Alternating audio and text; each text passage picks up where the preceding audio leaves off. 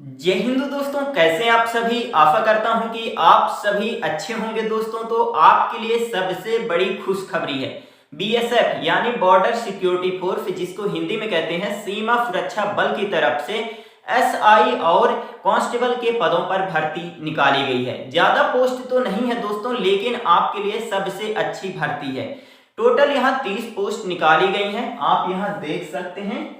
तो दोस्तों इस वीडियो में हम बात करेंगे कि सैलरी कितनी मिलेगी आपको, सिलेबस क्या रहने वाला है, सिलेक्शन प्रोसेस क्या रहेगा, मतलब आपका चयन कैसे किया जाएगा, एज क्राइटेरिया के बारे में, एजुकेशन क्वालिफिकेशन क्या रहने वाला है, सब कुछ इस वीडियो में डिस्कस करेंगे।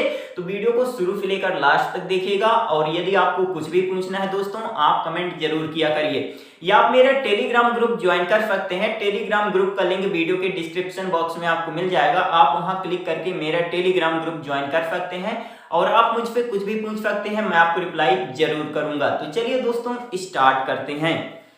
तो जैसा आप यहाँ देख सकते हैं, बीएसएफ की तरफ से भर्ती निकाली गई है। टोटल जो पोस्ट हैं निकाली गई हैं तो 30 हैं, है ना। और 12 जनवरी 2023 से इसके फॉर्म भरना स्टार्ट हो गए हैं और 13 मार्च 2023 तक आप इसके लिए आवेदन कर पाएंगे। देखिए फीस ज्यादा नहीं लग रही है। यदि आप जनरल ओबीसी ईडब्ल्यूएस कैटेगरी से हैं तो आपकी फीस 100 रुपए लगेगी और 200 रुपए। देखिए अब 100 रुपए किसके लिए लगेगी, तो सब इंस्पेक्टर की पोस्ट के लिए 100 रुपए लगेगी और कांस्टेबल की पोस्ट के लिए यहाँ पास 200 रुपए फीस आपकी लगेगी, ठीक है। और यदि आप SC ST कैटेगरी से हैं तो आपकी फीस 1 भी रुपए नहीं लगेगी, आप निःशुल्क इसके लिए आवेदन कर पाएंगे, ठीक है। और इसके बाद एज क्राइटेरिया आप देख सकते हैं। तो कांस्टेबल की पोस्ट के लिए 18 साल से लेकर 25 साल तक की स्टूडेंट आवेदन कर सकते हैं और एसआई की पोस्ट के लिए 18 साल से लेकर 30 साल तक की स्टूडेंट आवेदन कर सकते हैं। लेकिन दोस्तों आपको यहाँ पास उम्र में छूट भी मिल जाएगी। वो देखिए कितनी मिल जाएगी आपको। यदि आप SC ST कैटेगरी से हैं तो 5 साल की और OBC कैटेगरी से हैं तो 3 साल की आपको उम्र में छूट मिल जाएगी, ठीक है। तो आशा करता हूं कि आपको यहां तक सब कुछ समझ में आया होगा। इसके बाद दोस्तों आपको यहाँ पास कैटेगरी वाइज पोस्ट देखने के लिए मिल जाएगी। तो देखिए कौन कौन सी यहाँ पोस्ट निकाली गई है। तो एसआई व्हीकल मैकेनिक की पोस्ट निकाली गई है, एसआई ऑटो इलेक्ट्रीशियन की पोस्ट निकाली गई है, एसआई स्टोर कीपर की पोस्ट निकाली गई है, ठीक है। टोटल 9 पोस्ट यहाँ निकाली गई हैं, ठीक है। और डिप्लोमा, यदि आपने डिप्लोमा करके रखा है तो आप इनके लिए आवेदन कर सकते हैं। अब देखिए डिप्लोमा किस ट्रेड से होना चाहिए।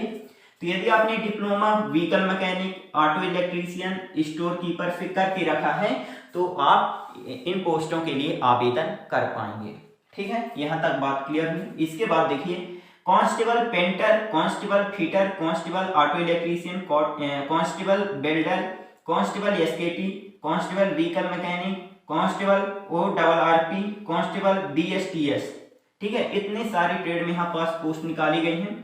टोटल 21 पोस्ट निकाली गई हैं। यदि आपने ITI करके रखा है या आपको 3 साल का अनुभव है रिलेवेंट ट्रेड में, संबंधित ट्रेड में, तो आप इसके लिए आवेदन कर सकते हैं, ठीक है। मेरी बात थोड़ा आप यहाँ ध्यान से समझिएगा, आपको अभी नहीं आया होगा समझ में। तो यदि आपने ITI करके रखा है या आपको 3 साल का अनुभव है पेंटर ट्रेड में, फीटर ट्रेड में, ऑटो इलेक्ट्रीशियन में, बिल्डर में, SKT में, व्हीकल मैकेनिक में, ORRP में, BSTS में, यदि आपको इन ट्रेड में 3 साल का अनुभव है या आपने ITI कर रखा है तो आप इन पोस्टों के लिए आवेदन कर सकते हैं जो आपको यहाँ पोस्ट दिखाई दे रही हैं, ठीक है। आपको क्लियर हो गया होगा। और यदि आपको कुछ भी डाउट होता है आप कमेंट जरूर करिएगा, ठीक है। अब हम बात कर लेते हैं सिलेक्शन प्रोसेस के बारे में, यानी आपका चयन कैसे किया जाएगा। तो मेरी बात आप थोड़ा ध्यान से सुनिएगा। सबसे पहले आपका क्या होगा, पेपर होगा। उसके बाद आपका फिजिकल होगा, मतलब आपकी दौड़ होगी, सीना नापा जाएगा, ठीक है।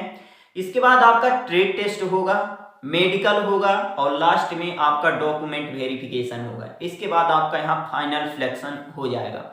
तो अब हम बात कर लेते हैं कि जो आपका पेपर होगा तो उसमें कौन कौन से सब्जेक्ट से प्रश्न पूछे जाएंगे। तो देखिए सबसे पहले हम बात कर लेते हैं कि सब इंस्पेक्टर एसआई की जो पोस्ट निकाली गई है उसमें कौन कौन से सब्जेक्ट से प्रश्न पूछे जाएंगे। तो देखिए इंग्लिश से 20 प्रश्न पूछे जाएंगे 20 नंबर के, जीके से 20 प्रश्न पूछे जाएंगे 20 नंबर के, और टेक्निकल सब्जेक्ट से 60 प्रश्न पूछे जाएंगे 60 नंबर के। मतलब कि जिस भी ट्रेड के लिए आप अप्लाई कर रहे हैं उस ट्रेड पे आपसे 60 प्रश्न पूछे जाएंगे 60 नंबर के, ठीक है। और आपको समय दिया जाएगा दोस्तों 2 घंटे का, ठीक है। आप इस बात को ध्यान में रखिएगा। इसके बाद जो कांस्टेबल की पोस्ट निकाली गई है उसका आप सिलेबस देख लीजिए।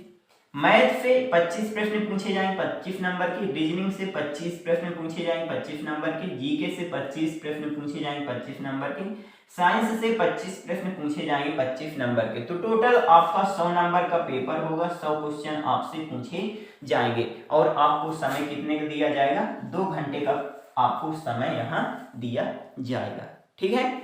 जब आप पेपर में क्वालिफाई हो जाएंगे उसके बाद आपको फिजिकल के लिए बुलाया जाएगा। तो फिजिकल में देखिए क्या क्या होगा, आपकी हाइट नापी जाएगी, मतलब आपकी ऊंचाई नापी जाएगी, ठीक है। पुरुष के लिए मिनिमम 165 सेंटीमीटर हाइट मांगी गई है और महिलाओं के लिए यहाँ पास 157 सेंटीमीटर हाइट मांगी गई है, ठीक है। 157 सेंटीमीटर से कम नहीं होनी चाहिए।